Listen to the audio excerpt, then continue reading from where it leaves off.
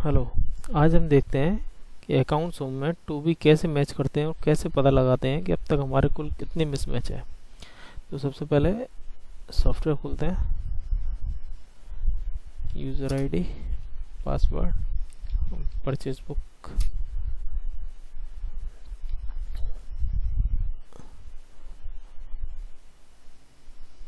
अब हम बेस लेके चल रहे हैं जून की रिटर्न को।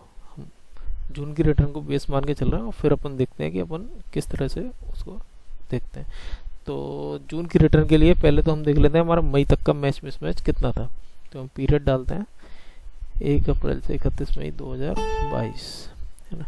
और ये नीचे ऑप्शन है टोटल इनपुट के नाम से, इस पर क्लिक करेंगे तो इससे क्या होगा कि हमारे जितने भी हमने डेबिट नोट, क्रेडिट नोट या जीएसटी पेमेंट के थ्रू हमने जो एंट्री पास की हुई है इनपुट लेने के लिए, वो भी इसमें परचेज बुक में ऐड हो जाएंगी। तो इस पर क्लिक करते हैं, वो सारी ऐड हो चुकी हैं। अब एक हमारी देखने की चीज़ ये है इसमें कि इसमें जो भी हमारे मिसमैच आ रहे हैं, इधर जैसे ये मैच लिख के आ रहा है, यहाँ पे मैच लिख के नहीं आ रहा, है ना। तो इसको मैं एक बार आपको जून तक का लेके दिखा देता हूँ। जून में एक है जिससे ये ढंग से समझ में आएगा। जून में जैसे ये वाला बिल है, अपन इसमें व्यू जेएसएन करके देखते हैं। यहाँ पे क्लिक करते हैं व्यू जेएसएन। व्यू जेएसएन में क्या, पोर्टल की और हमारी बुक्स की दोनों एंट्री आ जाती हैं। अब ये 1265 नंबर बिल की जो एंट्री है वो हमारी बुक्स में तो आ रही है 30 जून की, लेकिन पोर्टल पे कहीं नहीं दिख रही है। तो ये तो मिसमैच ही है। कन्फर्म है कि ये मिसमैच है, तो इसको तो छोड़ते हैं। एक ये बिल है, इसमें इसको हम देखते हैं व्यू जेएसएन करके।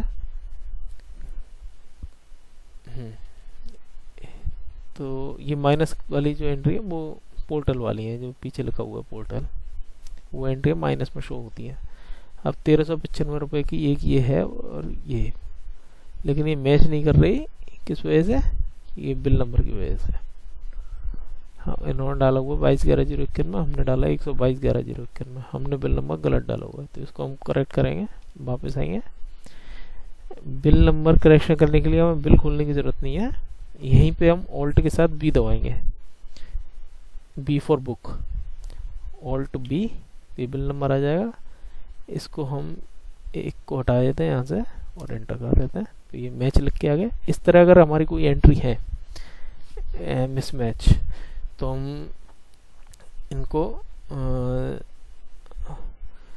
इस तरह से व्यू जेएसएन करके अपन देख सकते हैं। और बाकी हमें अल्टीमेटली सारी की सारी देखनी है कि हमारे अब तक के अनमैच कितने हैं। तो इसमें अनमैच का ऑप्शन है, अनमैच पे हम क्लिक करेंगे तो इसमें अप्रैल से लेकर और अब तक जून तक के जितने भी अनमैच होंगे, जो पोर्टल पे तो एंट्री पड़ी हुई है लेकिन हमारी बुक्स से मैच नहीं कर रही या हमने उनका इनपुट नहीं लिया हुआ, वो सारी एंट्री आएंगी।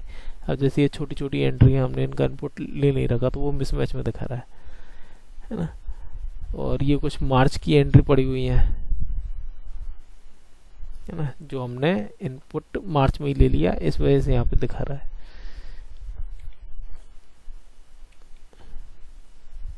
बाकी अगर कोई एंट्री अगर मिसमैच वाली होगी तो वो यहाँ पे शो कर देगा इससे। और अगर इसकी हमें रिपोर्ट निकालनी हो तो वैसे तो ऊपर लिखा हुआ है, लेकिन फिर भी बता रहा हूँ, ऑल्ट पी करेंगे और इसको डिस्प्ले कर लो या प्रिंट आपको निकालना है तो यहाँ से आप उसका प्रिंट निकाल सकते हो।